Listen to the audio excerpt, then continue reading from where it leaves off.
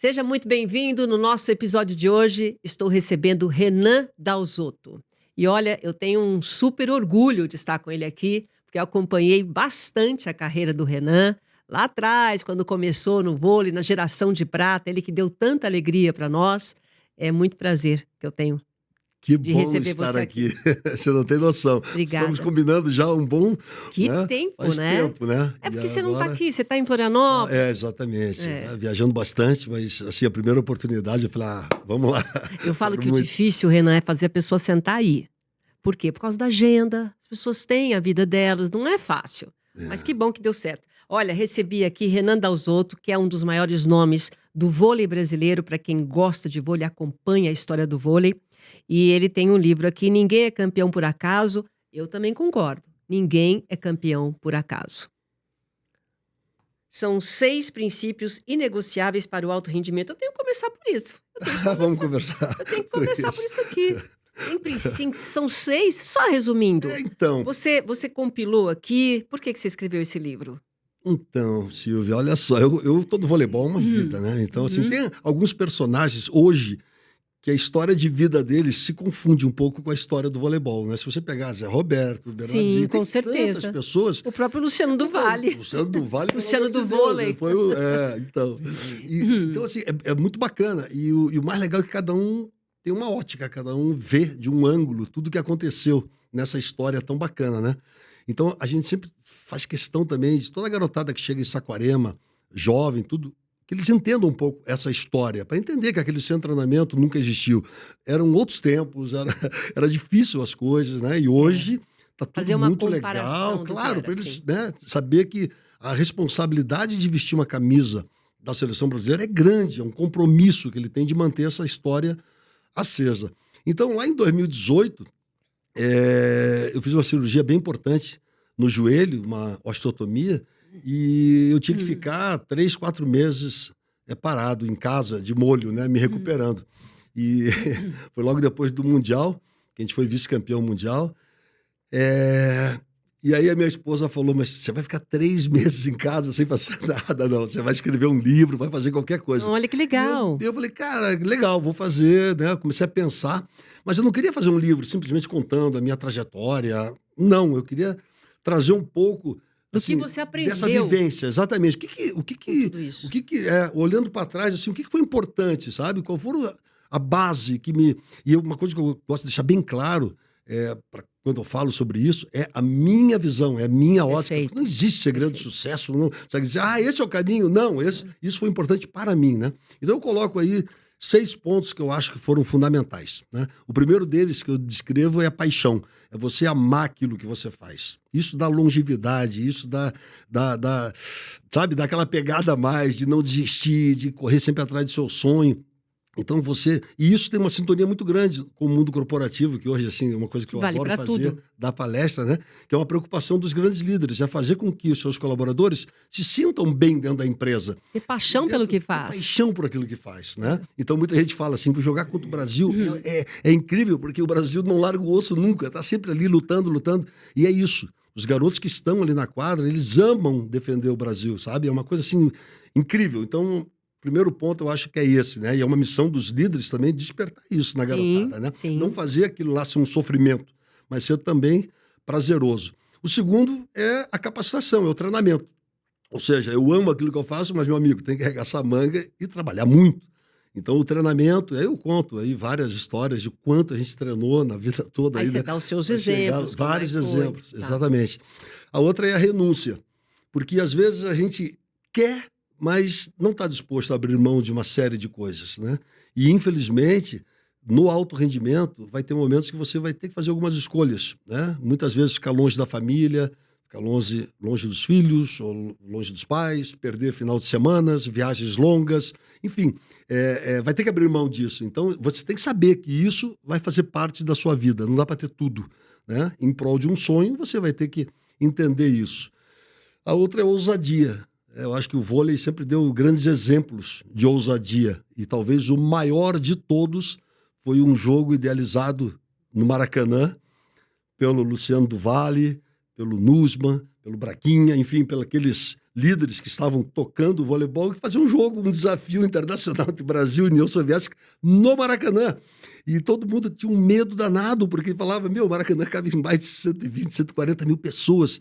A gente coloca 10, 15 mil no Maracanãzinho, no Ibirapuera, enfim. Mas no Maracanã, todo mundo estava muito apreensivo. E nós colocamos lá, né? O projeto colocou 95, 800. É o recorde até hoje de público, está no Guinness. Então, assim, isso é uma ousadia incrível. E ali foi um aprendizado muito grande para mim. Sabe, se você quer dar um passo a mais, ouse. Tem até uma pesquisa tem uma pesquisa nos Estados Unidos que fizeram, enfim, perguntaram para as pessoas mais idosas, né, se você tivesse uma nova chance, o que você faria de diferente na vida? E muitos responderam, eu ousaria mais. Então, assim, cara, vamos, né? Ousar é não ter medo, né? É isso, diferente de arriscar. É diferente, é ousar, é você saber que talvez, né, você pode esticar um pouquinho mais a corda, enfim. O outro é a resiliência, porque a única certeza que nós temos no mundo é que a gente vai errar em algum momento, né? E a gente tem que sair mais forte. Então, você pode, mesmo na derrota, ganhar, desde que você aprenda com aquele momento, né? Então, assim, e isso é muito impactante, né? A resiliência hoje, se você buscar na literatura, é a capacidade de um elemento voltar ao seu estado natural. E para a gente, né, que está aí no mundo cheio de desafios, é voltar melhor. Então, assim, todas as adversidades que acontecem no esporte, nas empresas, na família, enfim, na vida pessoal, todo mundo tem, né, essas dificuldades em algum momento. A vida não é bela como, né, 100% rosas, né? A vida é uma gangorra, enfim, é sempre uma montanha-russa. Mas, assim, como você sai, né, mais forte, fortalecido desses momentos, né? Eu tive momentos na minha vida que eu falava, cara, dá vontade de desistir de tudo, né? Eu acho que nós vamos tocar no assunto aqui também, mas você vê que depois daquilo você ganha mais força ainda, sabe? Então a resiliência é um negócio, assim, muito importante. E o último, eu acho que eu já estou no sexto, é o plano de ação, sabe? É o planejamento. Para poder fazer tudo isso. Para você fazer tudo isso, porque o brasileiro, ele sempre foi muito de improvisar. Mas o planejamento, ele é fundamental, sabe? E o vôlei tem uma história tão bonita, há mais de 45 anos, porque soube planejar desde lá de trás. E hoje o voleibol masculino, feminino, o voleibol de praia, é um grande case mundial, né? Porque está sempre entre os melhores do mundo. Então, assim, esses são os princípios que eu acho que são muito importantes e que me ajudaram muito na minha vida, sabe? E hoje eu me baseio muito neles para tomar algumas decisões importantes. Quando começou, por exemplo, você está falando 45 anos, mais ou menos na época que você começou e que houve a explosão da geração de prata, a gente estava até conversando aqui antes de começar o programa, que eu lembro do Renan, porque eu morava em Santos e o Luciano do Vale criou um vôlei de... eram 4, né? 4 contra 4, 4 contra 4. 4 contra 4. Falava vôlei de quadra. Isso, né? Isso. E aí tava lá o Renan, tava o Montanaro, o William, exatamente. Tinha umas meninas jogando também, Vera Mossa, Isabel, Jaqueline. As meninas chegaram aí para lá? Eu não lembro das mulheres, eu ficava só prestando atenção nos meninos. Mas era fantástico. Isso é inovar, isso é ousadia. Foi uma ousadia nós estamos falando mesmo. Lá em 1980 e alguma coisinha. Foi. E aí, nesse momento, para quem não sabe, houve uma explosão do vôlei, porque o vôlei foi para televisão. E esses meninos, ele e a turma toda deles, viraram superstar. Era uma coisa assim, eles não podiam andar, vocês não podiam ir para lugar nenhum. Não. A gente gostava mas de tudo era, isso. não era? Mas a gente entendia que era só uma consequência. Maracanãzinho, isso, tudo. A gente curtia muito, sabe, cada momento. E a responsabilidade aumentava cada vez mais. E você tocou num assunto muito importante, porque o voleibol de quadra, com os resultados, né, começou a crescer muito no Brasil, tem muita visibilidade, muita imprensa, mídia, torcida, patrocínios e tal. E chegou o momento que quando digo queríamos, o movimento voleibol queria também divulgar o voleibol de praia. Sim. Porque começava a se tornar um esporte olímpico também. Foi. Então, para divulgar o voleibol de praia, o que foi feito, né? Com o Luciano do Vale também, e no USMA lá atrás, pegaram jogadores de quadra, alguns jogadores, e trouxeram para a quadra, porque esses jogadores já estavam, assim, enfim, com certo nome e levava público. Então, ali começou a crescer o movimento também do voleibol de praia. Tanto que os primeiros mundiais que tiveram no Brasil, de voleibol de praia, os 2 primeiros eu joguei. Eu joguei um com o Bernard e um com o Montanaro. né? Então, assim, para movimentar, e hoje o voleibol de praia é um sucesso. Nossa, Hoje o já é uma voleibol, referência, atleta já de praia, é atleta de praia, olímpico. atleta de quadra, tanto masculino como feminino, são totalmente distintos. Existe uma diferença grande no Tem. treinamento? São dois esportes Total, bem completamente distintos, diferente. bem distintos. Tem muita gente que se adapta rápido, né? Mas tem que se adaptar, né? Com os movimentos, gestos técnicos, enfim, algumas coisas são bem diferentes, né? A geração de pra prata, cá. ela fez um sucesso danado e teve, inclusive, esse momento do Maracanã, né, que colocou 90... Eu estava lá, estava Sério? chovendo, estava chovendo. Tava chovendo. Eu tava lá. Essa época eu era casada com o Luciano do Vale. Você não parece. Você é novinha, Silvia. Mas ele era novo também.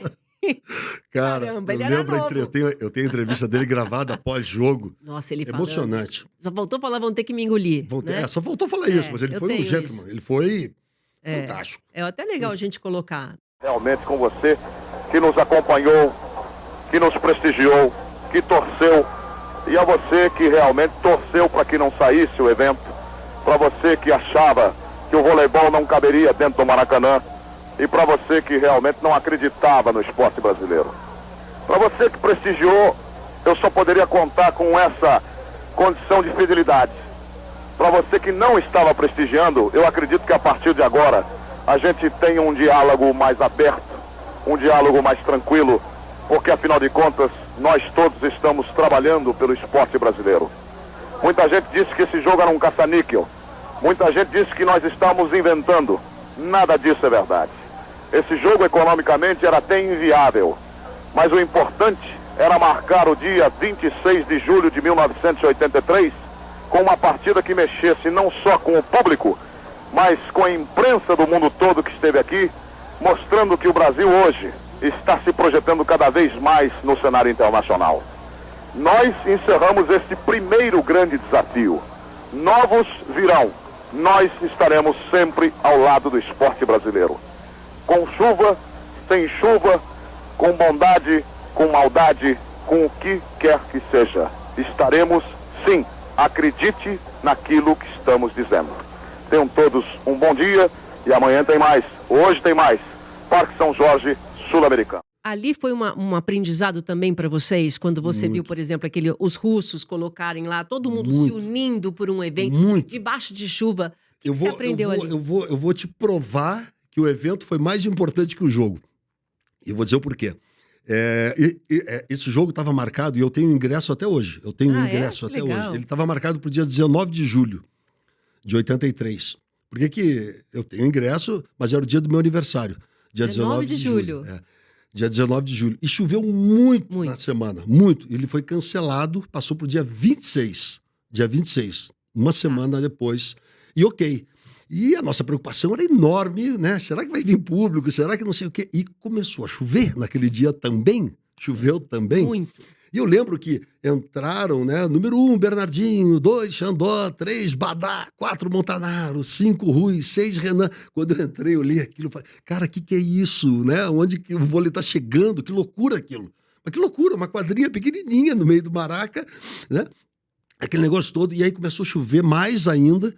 E aí tiveram a ideia, que até hoje eu não sei ainda de quem foi a ideia real, de botar Dizem que foi do carpete. Maraco. Você lembra do Maraco? Maraco, lógico, Dizem que fantástico foi o dele. Maraco. Ah, mas o brasileiro é muito criativo, né? É. E todo mundo começou a ajudar, mas antes disso, tem imagens no YouTube, os russos, né? Sim, eles ali, ajudando ali. o Platanov, o treinador russo, com um rodo na mão e com um cigarro na outra, assim. Sério? São Essa outros, cena não são tem. outros, eu tenho isso aí, são outros tempos, né? E ele ali fumando e fazendo assim, depois que acalmou os russos com um paninho, enxugando o chão, colocaram o piso e o jogo teve. E o jogo aconteceu. E isso foi muito legal, porque a equipe da União Soviética, que na época era a União Soviética, o bloco, eles queriam entregar aquele jogo. Eles não queriam parar. Eles não queriam parar. Eles nunca viram aquilo. Eles Imagina, poderiam ter dito, não, eu não vou jogar aqui, nós somos, né? Não, Eles tá eram chovendo, campeões não quero. olímpicos, eles eram, né? Não, eu não quero, né? E ok, é justo, né? E eles não, eles queriam entregar aquele jogo, sabe? Eles queriam entregar aquele espetáculo. E o jogo aconteceu, foi até o final. E assim, por que o evento foi tão bacana? Que até agora nós estamos falando há 5 minutos desse evento e nós não falamos quem ganhou o jogo. E pouco importa. Pouco importa. E pouco importa. O que importa foi o evento. né? A gente vai contar, o Brasil ganhou de 3-1 esse jogo, né? Mas pouco importa, poderia ter sido foi eles. A ousadia, foi a resiliência, foi tudo misturado. Ali foi tudo. Acho que ali o voleibol deu assim, foi um aprendizado enorme. Para mim foi um aprendizado que ali eu conto nas minhas palestras às vezes, quando eu falo de ousadia, eu conto essa história, que é uma história única.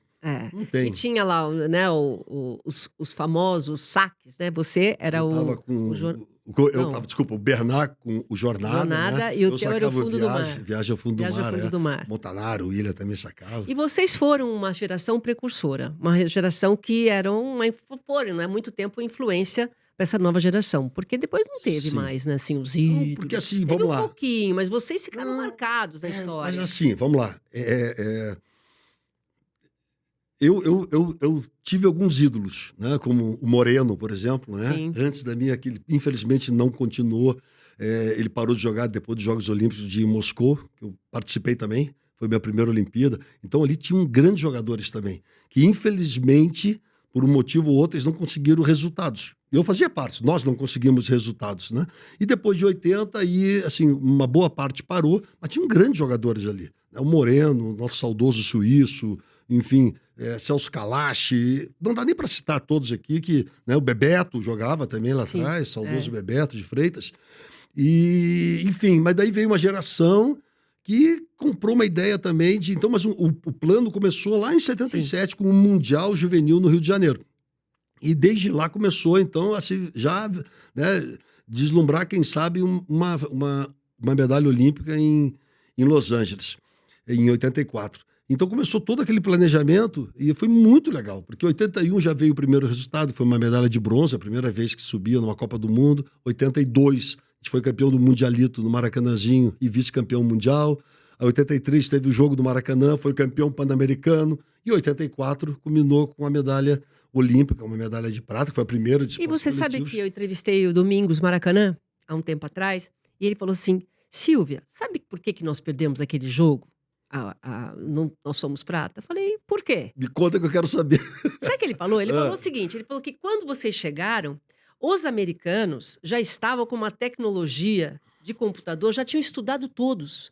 Ele já sabia como você jogava, isso que acontece hoje, lá em 84, eles já sabiam. Então ele falou, nós somos dominados pela tecnologia, porque a gente não tinha isso. O que você concorda? E assim, eu concordo. Eu concordo. Nós tivemos um primeiro jogo com eles dentro do grupo, que a gente precisava ganhar. Nós ganhamos de 3-0 deles. E com certeza no jogo da final eles vieram de forma diferente. Né? Eles vieram de forma diferente. Mas foi assim, eu acho, pra gente na hora, Silvia, foi assim, um balde de água fria, porque a gente queria muito ganhar aquela medalha de ouro. Ao mesmo tempo, logo depois cai a ficha, a importância que era a primeira medalha olímpica do vôlei brasileiro, enfim. Mas você começa a se perguntar o porquê das coisas, né? Tem vários motivos, eu acho, né? Mas, assim, com certeza, esse foi um fator. Esse foi um fator importante, assim. Eles já estavam pensando... E o Brasil era muito bom, fisicamente, tecnicamente, sabe? Muita vontade e tal. E ainda precisava, talvez, ter esse crescimento na parte tecnológica e tal. E eles estavam... Hoje tem. Hoje não existe mais novidade. Zero, né? Novidade. Hoje o Brasil, por sinal, o Brasil hoje ele é inovador nisso. Ele é incrível, assim, na parte continua de estatística, sendo muito forte. O Brasil continua sendo uma top no sentido de vôlei ou não? Ele é... Hoje é incrível porque as coisas mudaram muito, né? Então, por exemplo, assim, a gente cansou de ir para algumas competições importantes, até, sei lá, 15 anos atrás, de você dizer, puxa, quem é esse garoto novo aqui? Caramba, sabe? Que surpreendia todo mundo. Ou, puxa, uma jogada nova que a gente não conhecia, porque nós não tínhamos a informação. Ninguém tinha acesso à informação. Hoje, né, nossa, a tecnologia, qualquer coisa que acontece... Já assiste o jogo antes, né? Qualquer coisa que acontece... Agora há pouco, eu estava vendo um jogo lá na Coreia de duas equipes, eu estava assistindo. Né? Então, assim, você tem na palma da mão tudo que está acontecendo no mundo. Então, assim, as melhores técnicas, os estudos sobre preparação física, e, enfim, tudo que é de bom hoje, né, você tem de mais atual... Todo mundo tem. Que todo mundo tem. Então, hoje eu acho que a parte mental está fazendo bastante diferença, bastante diferença, e a sorte ou, quem sabe, a competência de você renovar constantemente. Porque é normal, né? Hoje a Itália, por exemplo, está com uma seleção fantástica, ela passou alguns anos sem ganhar nada, porque vinha num processo de renovação. E o Brasil está passando por esse processo também, no masculino, né? E no feminino também, tem muitas meninas jovens aí surgindo, bacana. Então eu acho que num curto prazo de tempo o Brasil vai continuar a estar agora, só nos Jogos Olímpicos, que não ficou entre os 4. Foi a primeira vez, né? Primeira Depois vez. de tantos anos. Então, mas eu tenho certeza que vai retomar rapidamente, porque o trabalho vem sendo feito, o trabalho é ótimo, e tem uma garotada bacana surgindo aí. Você chegou num ponto que você queria ser técnico ou você se tornou técnico? Por alguma situação? Olha, acho que você deveria. Não, você já estava se preparando para Quando eu sair. comecei É. a ser técnico... Não, quando você ou- passou de jogador para técnico. eu queria ser. Você queria? Era Você meu já estava sonho. preparando como. É Já, mesmo? era meu sonho. Então, assim, e foi muito legal, porque eu parei com a seleção brasileira em 88, em Seul. E depois fui para a Itália, jogar na Itália. Estava jogando na Pirelli, fui tem um direto tempo lá. para a Itália e fiquei 5 anos na Itália. Minha esposa estava grávida, Analisa, nosso primeiro filho, Gianluca. Tenho 2 filhos, o Gianluca e o Enzo. Lindos. E a gente queria voltar para o Brasil. Tinha contrato para mais um ano. Daí eu falei, chega, não quero mais jogar. E aí eu vim treinar pela primeira vez, foi minha primeira experiência, no Palmeiras Parmalat com o Brunoro. O Brunoro era grande o Brunoro. gerente. E depois até o Aí você Maraca veio veio trabalhar comigo. Veio como jogador. Vim como treinador. Eu como parei de jogar. treinador. Você parou eu na tava Itália. com 33 Tá. anos. Chega, não quero mais. Não quero mais. Queria ser treinador. Porque assim, eu sempre fui muito... não sei se a palavra é curioso, mas sempre muito disciplinado no sentido assim, puxa, eu passei na mão de grandes treinadores e principalmente grandes atletas do meu lado. Então eu escrevia muito, sabe? Um treino bacana, o cara fez isso diferente. Eu escrevia. Eu tenho até hoje Você esses tá cadernos. preparando isso. Eu vinha porque eu queria ser treinador, eu queria... E aí foi muito legal, porque surgiu essa oportunidade, vim pro Palmeiras Parmalat, fiquei 2 anos, depois fui para Chapecó, depois para Olímpicos, e depois eu parei um tempo, porque meu filho, o Gianluca, teve leucemia com 2 aninhos, foi assim, Olha 3 só. anos duríssimos na nossa vida, largamos tudo, né? E aí foi onde eu fui me aí a capacitar prioridade pouco muda, mais. né? Total, mudou tudo, né? Larguei tudo. Prioridade muda. Mas, ao mesmo tempo, eu tive condição de... Porque nós fomos morar em Florianópolis, montei um projeto lá, na Unisul, que é uma universidade, e eu tive possibilidade de me capacitar um pouco mais. Porque quando eu saí de jogador para treinador, Silvio, eu achava que, por ter sido um bom jogador e ter passado na mão de grandes treinadores e tudo mais, eu achava que era o suficiente. Você já sabia pra tudo. tocar. Já tinha passado todas as experiências. Depois eu percebi que não era o suficiente. Não é? É diferente? Não era o suficiente, é bem diferente, porque tem uma coisa hoje que faz uma diferença incrível ali para você fazer acontecer as coisas, né? Que é a gestão das pessoas, né? O dia a dia, você conviver liderar um processo. E isso eu sentia que me faltava, esse tipo de mexer com conteúdo. pessoas é diferente, é isso? E Essa aí, gestão de pessoas. isso. E eu, dentro da universidade, eu pude me capacitar bastante com isso. Depois retomei as minhas atividades na CIMED, lá em Floripa. Fomos campeões brasileiros de Superliga e tal. Aí já como Aí técnico. já como técnico, já uma nova condição, eu me sentindo numa nova condição. Aí fui para a Itália de novo ser treinador lá, fiquei 2 anos, voltei. Convidado também já. Aí você já era uma... Como técnico, já Então. como convidado, fui contratado para ir trabalhar na Itália. Aí voltei, fui ser coordenador técnico na caminhada Rio 2016, do masculino e do feminino. Eu era o diretor técnico das seleções. E aí já era o Bernardinho? Era o Bernardinho e o Zé Roberto. Tá. Né? E você era o Bernardinho. coordenador Era o técnico. coordenador técnico.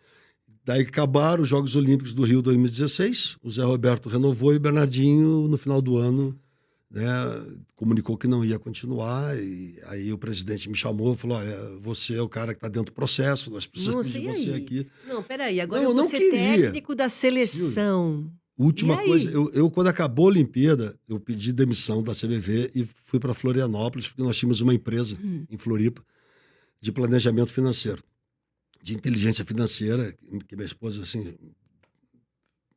Ela é craque, né? Incrível, ela é Ela é incrível, craque. Ela fez direito Você na tá Itália. rico por causa depois, dela, né? Tô rico. E aí, mas ela é incrível. E aí chegou um determinado momento, quando a gente foi morar na Itália, ela trabalhava de modelo. E aquilo, eu não estava muito satisfeito com isso, que ela ficava, sabe, muito tempo fora, trabalhava em Milão, tudo. Aí eu falei, puxa, quem sabe você muda, você tem maior perfil, cuida do nosso patrimônio. Não era muito, mas estava ganhando em dólar e tal, tinha algumas coisas aqui no Brasil. E ela se interessou, começou a se capacitar e tal. E assim, foi incrível eu vendo aquilo. Eu nunca tinha, sabe, prestado atenção que você pode ganhar dinheiro com dinheiro, né? E ela fazia aquilo acontecer com uma habilidade incrível. E aí nós falamos, puxa, nós precisamos fazer isso para os amigos também lá. Porque eu vi, assim, muitos atletas, principalmente do futebol, né? Que não ganhando sabe mexer com o dinheiro, que perdia muita coisa, sabe? Então a empresa nasceu com esse sentido, né? De cuidar da vida das pessoas, fazer um plano de aposentadoria, fazer um pós-carreira, algumas coisas assim. E aí foi para Floripa e a empresa cresceu muito, cresceu bastante. Agora ela acabou sendo adquirida, né?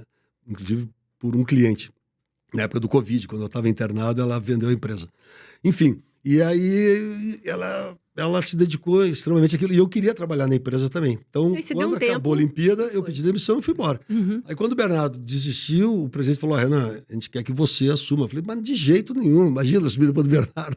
Não, e o Bernardinho com a campanha que ele fez a vida toda. Meu Deus, todo mundo falava, Renan, se tu ganhar tudo, vai ser igual, só, mais nada. Eu falava, não, presidente, pelo amor de Deus. Não estava no meu radar, não estava absolutamente nada. Mas, enfim, aí na terceira reunião em Maceió, foi até um momento assim, até brinco com ele sempre, né, com o Zé Roberto, a gente estava lá e o presidente falou, Zé, né, nos ajude aqui, né? Convenceu o Renan? Não era, eu já tinha dado não. E aí, ó, nós tínhamos que escolher um nome e tal, e o presidente me chamou, porque eu era diretor técnico até, né, os Jogos Olímpicos, para ajudar na escolha do novo treinador. Daí o presidente perguntou, Zé, o que você acha? Ele falou, para mim é muito simples, o nome da pessoa que tem que tocar está aqui na mesa, tem que ser o Renan.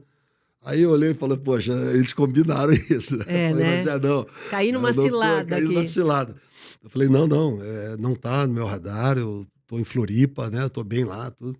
Aí o Zé falou assim, mas Renan, vem cá, você tá há quanto tempo no vôlei, né? Eu falei, tô muitos anos. Ele falou assim, o que o vôlei te deu na vida? Muita coisa. Muito, tudo que eu tenho, né? De amizades, conceitos e princípios, tudo. Ele falou assim, tu acha que é justo, né? A hora que o vôlei mais precisa de você, você vai virar as costas pro vôlei? Aí, o Zé.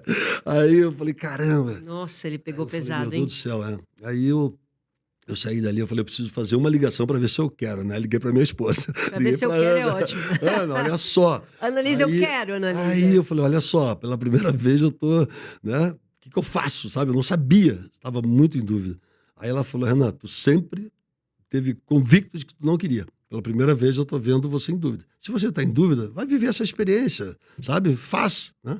O teu melhor. Se não der, não deu. Volta para casa e tá tudo certo, não muda nada. Pelo menos tentar, né? Aí eu, sei lá. Mas eu acho que você não queria mesmo. Cometi essa loucura de ter aceitado. Mas daí foi bacana, Silvia, porque assim... Que a ousadia, o desafio.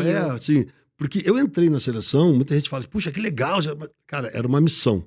Eu falei, sabe, assim, dar continuidade. Né? Muita gente fala, você substituiu o Bernardo.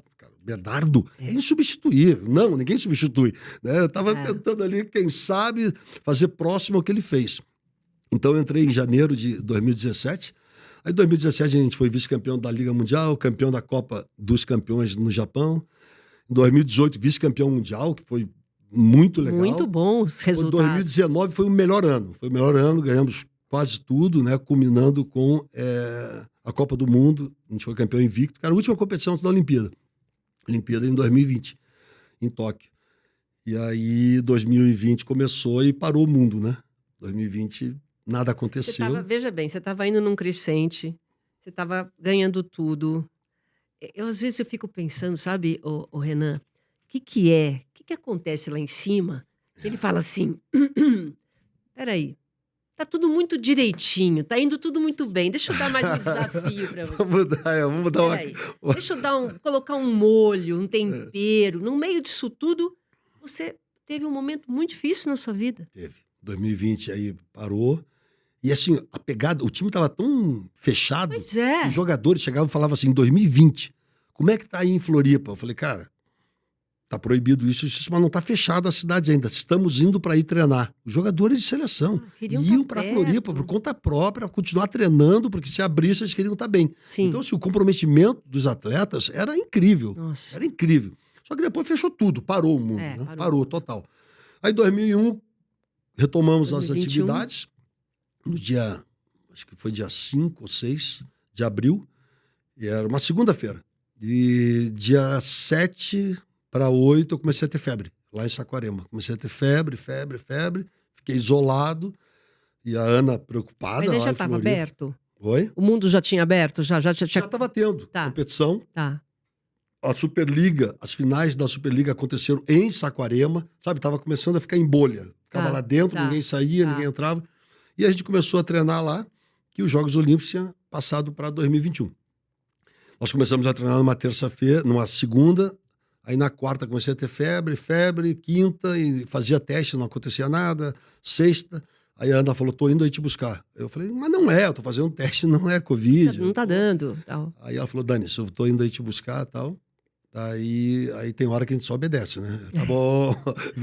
Aí sábado de manhã ela saiu de Floripa, chegou lá, antes das 10 da manhã ela tava lá, em Saquarema, e pegou, fomos pro Rio, chegamos no Rio, fiz o teste e deu Covid. E ali começou uma saga interminável para mim, né? E para minha família, e para amigos, enfim. Foi um momento bem difícil. Você ficou quantos dias internado? Eu fiquei 36 dias na UTI. E foi assim, o problema foram várias intercorrências que teve, sabe?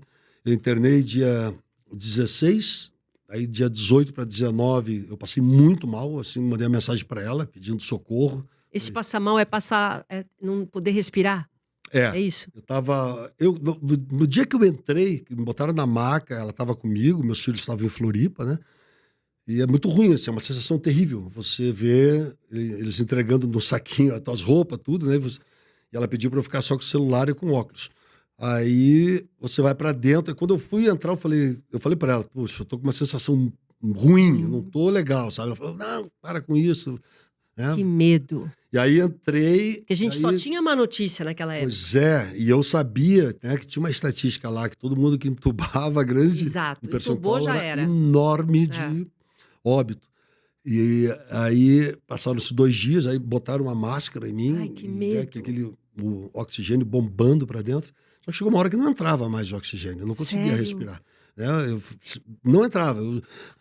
Não dia. Uma sensação horrorosa. Terrível. Aí eu mandei para ela, que eu estava certo que eu ia morrer aquele dia. Eu falei, tá muito ruim, vem para cá agora e me entuba, me tira desse sofrimento, né?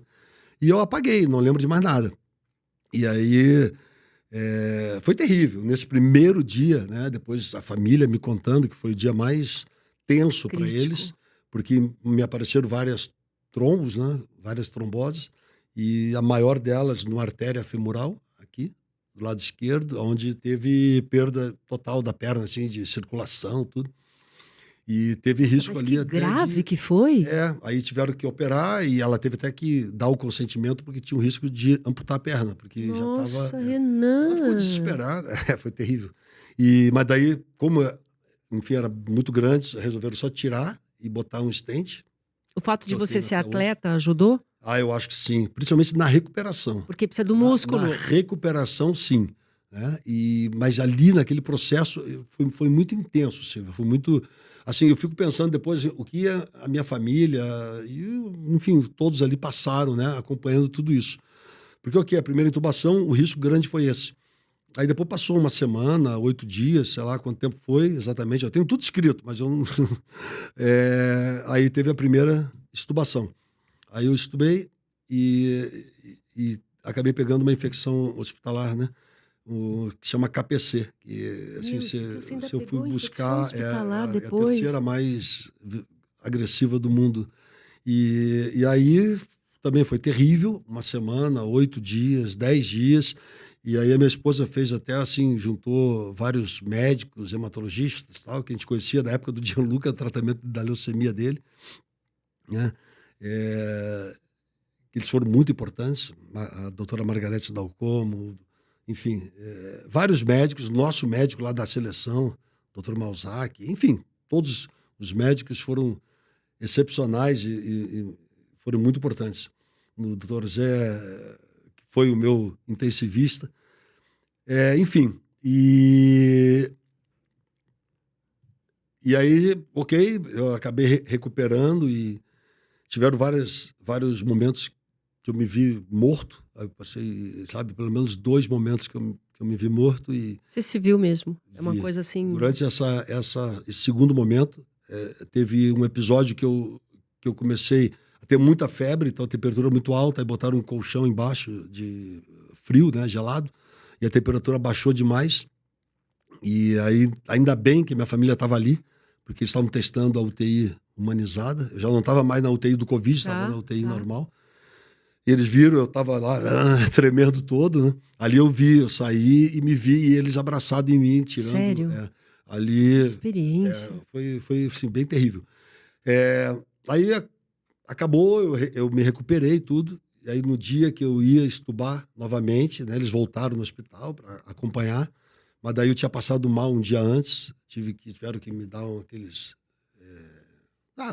que o coração deu problema. Chocada, eu não sabia que tinha sido tão pesado assim. Foi, né? Teve que fazer a cardioversão com choque. E daí não podia, enfim, os médicos não queriam mais fazer uma terceira intubação. E aí eu fiz uma traqueostomia. E aí foi muito bom porque eu comecei a acordar. E foi uma ciência do que estava acontecendo. Mas foi terrível, assim, acordar ali foi terrível, porque sem movimento algum, extremamente...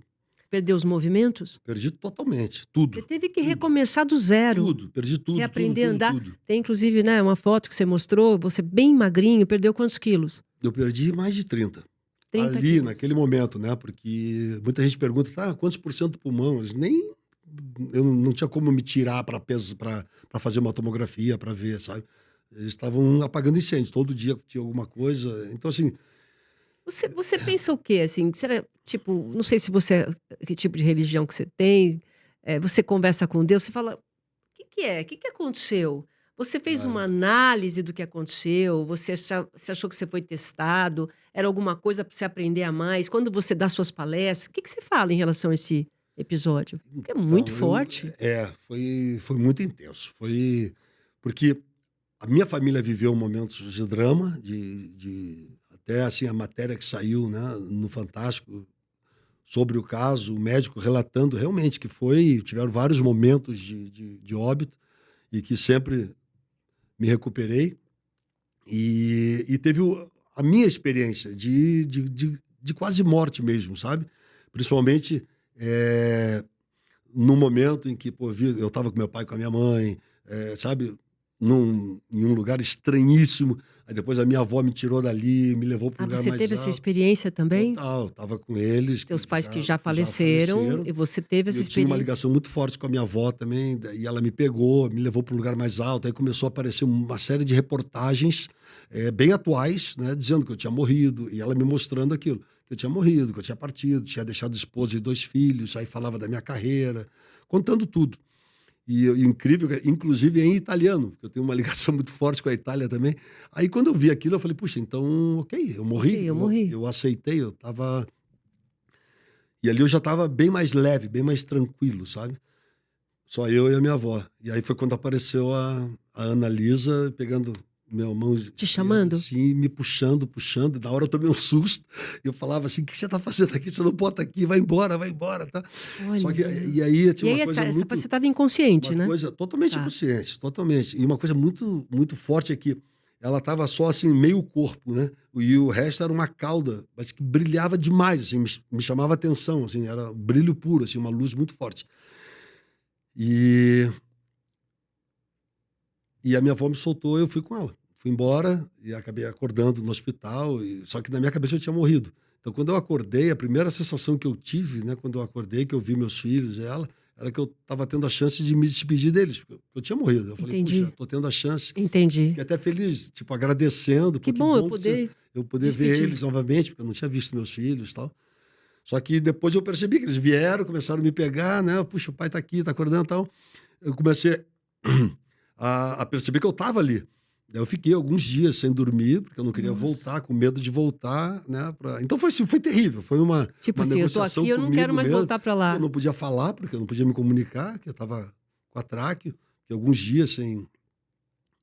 só por... Quer dizer, quando tem atraco, você está consciente, Totalmente. você está vendo não tudo, consegue só que você não pode falar. Só labial. E aí eles entendiam algumas coisas, não era por mim, porque eu não mexia a mão, nada, não mexia nada, totalmente parado. E na minha cabeça, Silvia, eu achava que sim, vou ficar sequelado para sempre, né? Poxa, eu só voltei, queria- mas o que eu será vou que vai ser ficar de mim? Para sempre, assim. E eu perguntava, né, quanto tempo, né? Eu falava, quanto tempo, sabe? A gente entendia, você tá 20 e poucos dias assim. Eu falei, caramba, né? Nossa. Enfim, aí eu comecei aos pouquinhos, né, fazendo fisioterapia, movimentar Você as teve mãos. que tudo. fazer, começar do zero, começar tudo de Tudo, novo. aprender a dar um passo, 2 passos, Nossa. subir um degrau. Enfim, vou disponibilizar algumas imagens, você vai ver. Foi um tratamento de recuperação, que aí sim, eu acho que o esporte me ajudou tremendamente. Dizem, né, que o Essa esporte ajuda por memória, causa da sua massa muscular, do coração em essa si, memória o foi pulmão. incrível. É. E eu perdi uma coisa que eu tinha, assim, que era um ponto forte meu, até como atleta, assim, que era a minha coordenação motora, sabe? Você perdeu? Perdi completamente. Para ter uma ideia, depois que eu estava caminhando, já estava subindo 1 degrau, 2 degraus, tal. Eu cheguei na clínica e para fazer a fisioterapia e o elevador estava quebrado, eu tinha que subir de escada rolante. Eu não conseguia subir, eu não sabia subir. Mas como é que faz para subir, sabe? Aí eu tinha que subir de mão dada com o médico, subia, mais, subia, descia, subia, até eu aprender. Teve que reaprender Eu aprendi tudo. Tudo. É um negócio de maluco, assim, de maluco. Só que antes, quando eu acordei, os médicos queriam muito que eu levantasse. Você precisa caminhar. Eu falei, não vou conseguir. E o primeiro dia que eu fui tentar, começou a vir uma dor muito forte aqui do lado. E aí apareceu um pneumotórax também. Aí tive que operar o pneumotórax, mais de alguns dias também ali. Enfim, foi Nossa. assim, foi terrível, né? E meio que começando uma contagem regressiva para a Olimpíada. Você estava próximo da Olimpíada. Estava próximo. Aí meu Você filho fez um painel, assim, um calendário com as datas, né? E fazia assim, faltam tantos dias, você precisa levantar, precisa caminhar. Legal. Como eu achava que eu não ia conseguir levantar, e olha que coisa interessante. Tinha uma enfermeira que nem estava trabalhando ali comigo. Ela pediu permissão para ir lá falar comigo. E ela falou, Renan, eu vou te mostrar um vídeo do meu marido. Ele ficou exatamente como você. Aqui é ele deitado exatamente como você. Ele também passou por 2 intubações, tal. Eu vou te mostrar uma semana depois como é que ele estava. E ele estava em pé, fazendo assim, dançando uma musiquinha, paradinho, né, assim. Aí falou, não, se ele está assim... Eu também. Eu vou conseguir também. Aquilo ali que me motivou a fazer. Olha que coisa incrível. Como funciona Aquilo ali, a mente, né? porque eu estava convencido... Que você não ia andar mais. Cara, vocês estão pedindo uma coisa que eu não sou capaz. Aí quando eu vi ele, eu falei, não. Então eu sou capaz. É possível. Por isso, assim, que desde a época que o Gianluca teve leucemia, que foi, assim, 3 anos e pouco, ele teve leucemia mieloide aguda, a gente ficou durante anos indo falar com os pais, porque a gente sabia que aquilo dava força pra gente, para os pais, né, de quem estava passando. Nós passamos por isso. E isso me demonstrou novamente que aquele gesto daquela enfermeira, que nem estava cuidando de mim, ela estava em outro lugar, ela foi lá, aquilo ali mudou minha vida, sabe? Então, depois que eu saí dali, assim, eu já dei várias palestras, né, como voluntário, para falar sobre isso, porque eu sei que mobiliza. Sim, mobiliza, dá. Com certeza. Né? Então, enfim. E aí você conseguiu voltar como técnico? Você conseguiu? Então, eu larguei a cadeira de rodas, porque eu não conseguia sair do... Aí eu queria ir para casa, eu queria sair do hospital de qualquer jeito, né? Mas era difícil, eu andava na cadeira de rodas e sempre com oxigênio do lado, porque o ar ainda estava difícil, né? O pulmão estava extremamente debilitado. Mas eu larguei tudo isso, que eu não conseguia, eu estava refém daquilo. Tá. Daí o pessoal da fisioterapia lá do Rio, da LPH, Laboratório de Performance Humana, especializado nisso, foram fantásticos. Falou, amanhã você não pode aparecer com cadeira aqui, nem o oxigênio. Eu falei, mas você vai aparecer sem nada. Olha só, são gatilhos que a gente começa a acreditar que você é refém daquilo. É verdade. E eu falei, cara, eu vou sem. Fui, e ali começou. Foi dia 4 de junho.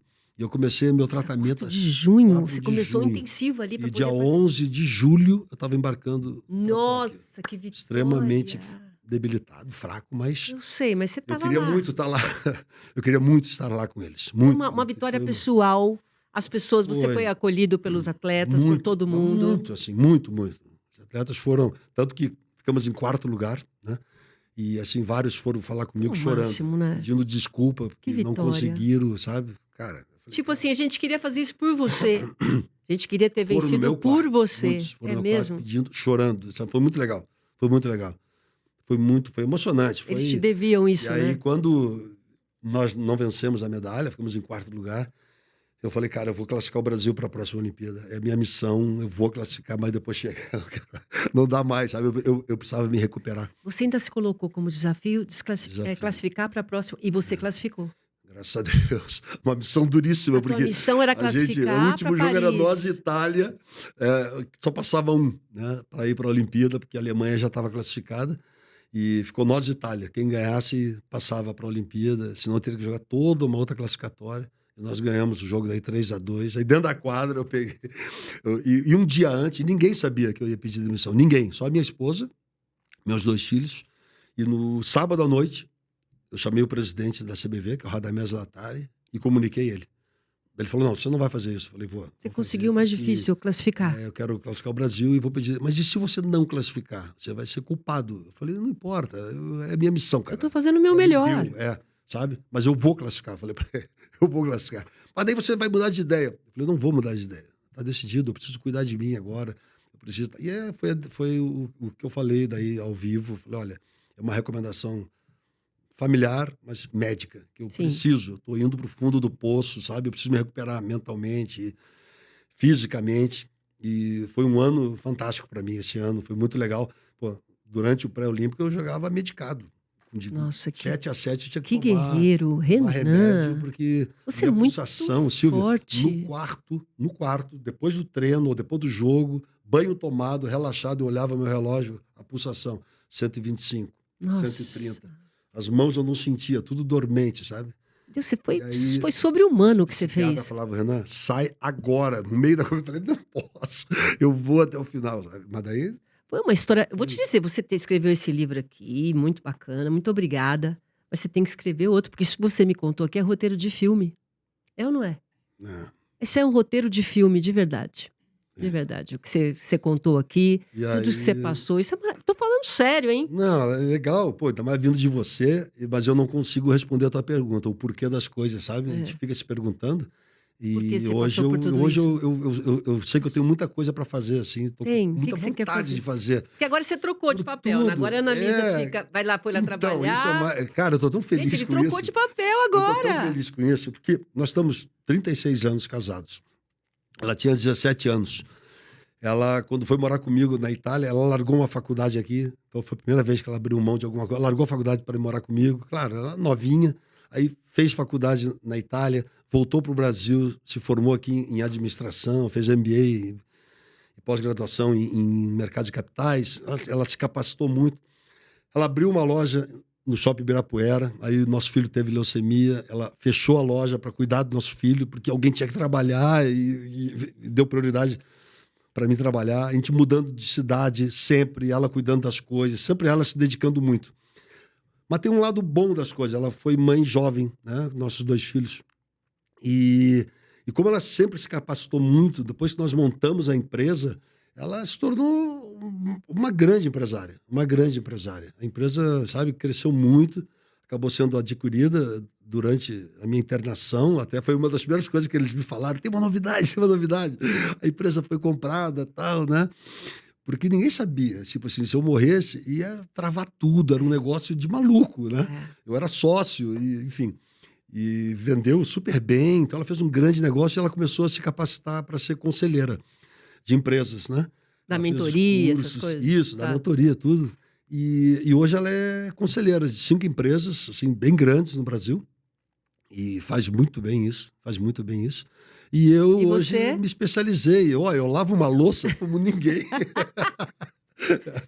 Sério? Sério, eu sou... sério, lógico, que legal. Mas eu gosto. Ela fala, bota na máquina. Eu falei, não, eu curto. O processo. Eu curto o processo. De tirar tudo, deixar... Então, assim, muitos afazeres, né? E ficava, assim, muito por conta dela, por conta, enfim... Hoje eu faço com o maior prazer. Eu faço com o maior prazer. Pô, Legal. supermercado sou eu que faço.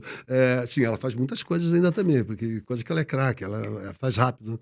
Mas, assim, a maioria das coisas sou eu que faço hoje em casa, assim, sabe? O serviço Tá, do dia a dia. tá. Você sabe que não são poucos. Nossa, não bastante, acaba... assim. minha mãe fala que só aparece quando não faz. Quando não faz, exatamente. É. Então, mas enfim, eu faço com o maior prazer hoje, assim, e eu vibro demais com o momento que ela está vivendo, sabe? E você vive o me agora, realizo. né, Renan? Oi? Você vive o agora, né? Depois de tudo que você muito. passou, o agora Demais. tomou uma proporção Demais. incrível para você. Isso não tem preço. O aqui agora, a gente, eu até falei, a gente foi agora para Cancún, né? Levei eu, a Ana, meus 2 filhos e as 2 norinhas. Vamos todo mundo para Cancún, vamos curtir lá. Foi sensacional, assim, viajamos por lá, tal, foi maravilhoso. Daí eu falei, olha, vocês marquem na agenda de vocês, uma viagem por ano, todos nós vamos fazer junto. Né? É isso. E eu adoro estar em família. É isso. Então, a assim, vida ficou com um outro sabor para você, né? Pô, ficar nessa correria maluca, sabe? De sempre estar buscando alguma coisa, parece, sabe? Não precisa, Renan. Para a gente encerrar, o que você deixa de mensagem? Dá até para essas pessoas, porque a nossa vida é assim, você está sempre na ânsia, na busca, você quer melhorar, você está se cobrando, a gente olha a internet, nossa, essas pessoas aqui estão melhores do que eu preciso... Existe aí uma angústia muito grande de Ainda todos mais nós. Com o que temos hoje à disposição no celular, né? Que é muito legal, mas ao mesmo tempo é perigoso, né? Tudo que tem ali. O que você pode passar de mensagem, depois de tudo que a gente conversou aqui, você ter passado pelo que você passou, guerreiro ao extremo, e hoje está curtindo o momento, curtindo o dia a dia, coisas pequenas, coisas simples te dão prazer. Olha que coisa mais linda isso.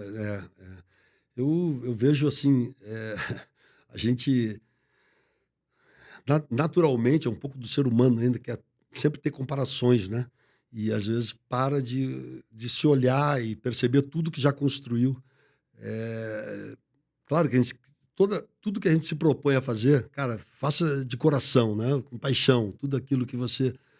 Mas a valorização dos seus, da sua família, dos amigos, né?